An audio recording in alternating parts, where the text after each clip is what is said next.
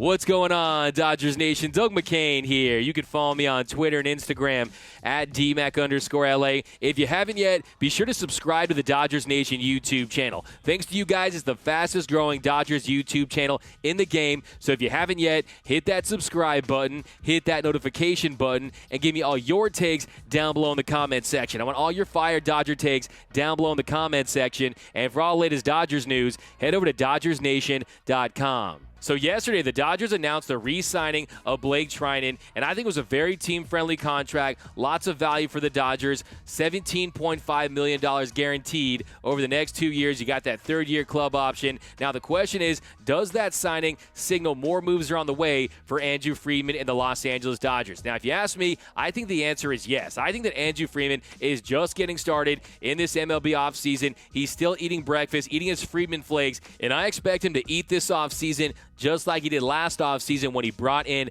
Mookie Betts. Now, remember, Andrew Friedman, he only speaks when it's time to yell checkmate, and I think he's got some moves up his sleeve. Now, the first one we have to talk about is Justin Turner. So it was reported that Justin Turner is looking for a fourth year on that deal, and I'll tell you right now, if he's looking for 4 years, he's not going to get it with the Los Angeles Dodgers, and if Justin Turner can manage to get a 4-year contract offer with another team, I'd imagine he'd take that, because at his age, with his durability concerns, the Dodgers are not going to offer him a fourth year. And yes, there could be some bluffing by Justin Turner and his team, and that's how negotiations work. He asked for 4. The Dodgers, they offer him 2. Maybe they go right in the middle at 3, but I don't even think the Dodgers will want to go 3, so we'll see. I mean, right now, Justin Turner is probably not thinking about it too much. He's cruising the country in an RV, hanging out in his Winnebago. Hey, Ron, who's driving? Oh, it's okay. It's on cruise control.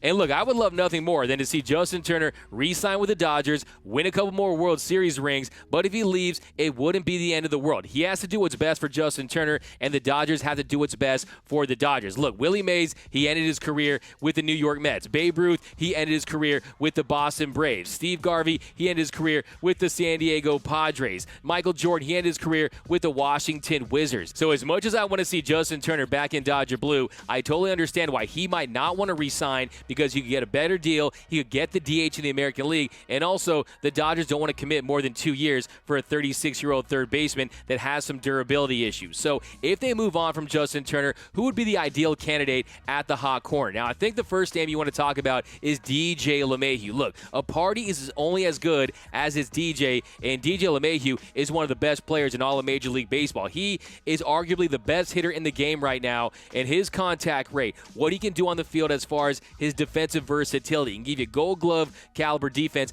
at 3 positions, and you know the Dodgers covet that positional versatility. Now, what the Dodgers could do if they really wanted to go all in on this core and try to get a couple more World Series before Clayton Kershaw retires is you sign DJ LeMahieu, you play him at second, you re-sign Justin Turner, have him play at third, split time with Edwin Rios, maybe throw Matt Beatty in there for a couple games, and then maybe you flip Gavin Lux for an elite starter. That's definitely a possibility. I don't know how I feel about that, but that is definitely a scenario. But I think you would have to get Justin Turner and DJ LeMahieu to give the Dodgers a discount. You would have to get them to buy into the fact that they could have a dynasty on their hands and they could win multiple World Series titles. And ideally, I would want to see Justin Turner sign on a 2-year deal with a third-year club option, and then DJ LeMahieu maybe a 3-year deal with a high AAV, something like $90 million, so you don't have to give him that 4th or 5th year. But right now, it's being reported that he's looking for 5 years, $125 million, and JT 4 years. So it looks like they're far apart, but we haven't seen any of these big fish sign yet.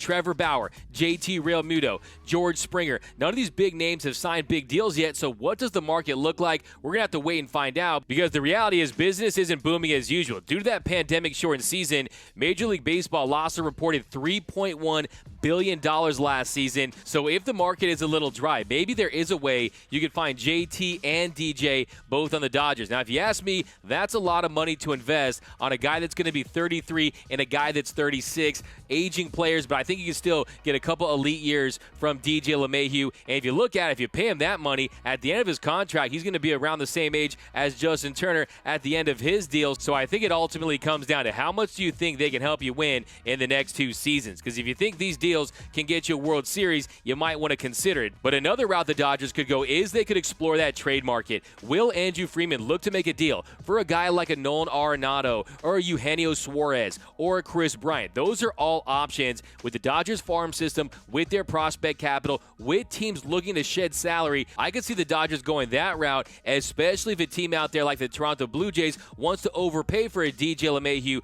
or a Justin Turner. Now, we've taken a couple deep dives into the Nolan Arenado trade, and I'll just say it for the people in the back. The Dodgers do not need Nolan Arenado at his price. I'd much rather save that money to re-sign Corey Seager, Cody Bellinger, or Walker Buehler, or just maintain that payroll flexibility. I'm not the biggest Nolan Arenado guy. Yes, he's got Platinum Glove Award winner, but I don't trust that bat in Dodger Stadium. Those home run splits scare me off, and he's just really regressed as a hitter. And I just think that if they're going to trade him within the division, they're going to want some serious prospect capital. He's got 6 years, $199 million left on that contract. And bottom line, unless he's going to bring Coors Field with him, I don't think that contract's going to age well if the Dodgers trade for him. Now, the first of the two players Jorge Castillo mentioned in his piece was Chris Bryant. Now, Chris Bryant, a former Rookie of the Year, a former MVP. He just hasn't been the same player in the last 3 seasons. He's dealt with a shoulder, a wrist, a knee, an oblique injury. So he's had the injuries. He's also had a huge drop-off. Last season, in just 34 games, had a 644 OPS, 4 home runs, and 11 RBIs, but he was a strikeout machine. Had a K percentage of 27.2, struck out 40 times in 147 plate appearances, and that's just who he is. The man strikes out a lot. Even in his 2016 MVP season, he struck out 22% of the time. His career, it sits at nearly 24%. But there are some things I like with Chris Bryant. One, that positional versatility. You know the Dodgers love that. He can play third, he can play first, you can throw him in the outfield, and he also mashes lefties. For his career, he's averaging 301 against lefties with a 986 OPS. Last season, he had a really down year, still managed to hit 286 against lefties, OPS over 800. And since his Rookie of the Year season in 2015, Chris Bryant has been one of the leaders in WAR in all of Major League Baseball. He's right behind guys like Mike Trout, Mookie Betts, Francisco Lindor, Josh Donaldson, and Christian Yelich. That is a league company. The only question is, can he stay healthy? Will those injuries continue to pile up? And can he find a way to reduce that strikeout rate, hit for a better average, start to hit for power again? And who knows, maybe he joins the Los Angeles Dodgers and he turns into that all-star player again. New team, new you, a fresh start in LA. You have elite coaching and elite organization, and he'll be a free agent after next season. Look, this guy is just 29 years old. He's set to enter free agency after the end of next season, so you'd be getting a highly motivated Chris Bryant. But the thing I like most about him is the Dodgers could get him on the cheap. They could get him for pennies on the dollar. Look what the Padres gave up to get Yu Darvish. No top 100 prospects, and I would expect the same for Chris Bryant. Look, it's more of a salary dump. He's set to earn $20 million next year, so I could totally see the Dodgers kicking the tires on a one-year rental of Chris Bryant. I think it's definitely a contingency plan.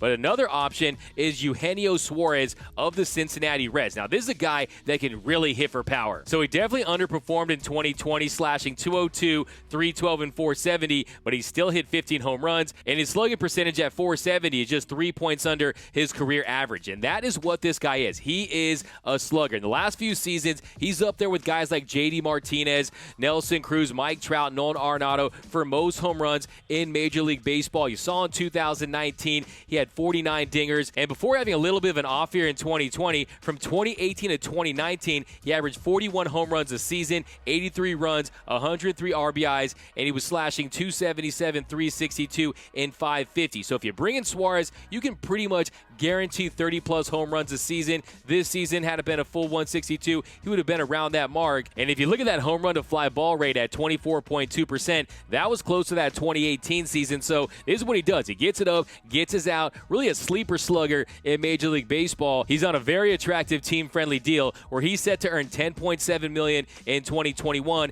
and then $11.2 million for the next 3 seasons before a $15 million team option in 2025. So if you make a deal for him, you're going to be set with Suarez for the next few seasons. And if I'm the Dodgers, this is a move I also consider. And to me, if you're going to make that move with the Reds, why not just go full blockbuster video, make a big deal, and have them include Luis Castillo and Amir Gill? Garrett. Now we're talking some blockbuster moves this offseason. So I can't really say that I love the idea of bringing in Suarez, but they can get him on the cheap. That's a player. It's pretty much a top 40 WRC plus player. You're going to get 30 home runs out of him. He just turned 29 back in July. There's a lot to like with Suarez, but let me know down below in the comments. Who would you rather see the Dodgers trade for between Chris Bryant and Eugenio Suarez? Let me know down below in the comments. And will Justin Turner ultimately re-sign with the Dodgers? Give me a Y for yes, give me an N for no, and do you want to see the Dodgers pay up big for DJ LeMahieu? Let me know down below in the comment section. And if you haven't yet, be sure to subscribe to the Dodgers Nation YouTube channel, the fastest growing Dodgers YouTube channel in the game right now. So hit that subscribe button, hit that notification button. And my name is Doug McCann. You can follow me on Twitter and Instagram at DMAC_LA. That's at DMAC_LA. For all latest Dodgers news, head over to DodgersNation.com. And as always, think blue, bleed blue, and I'm out.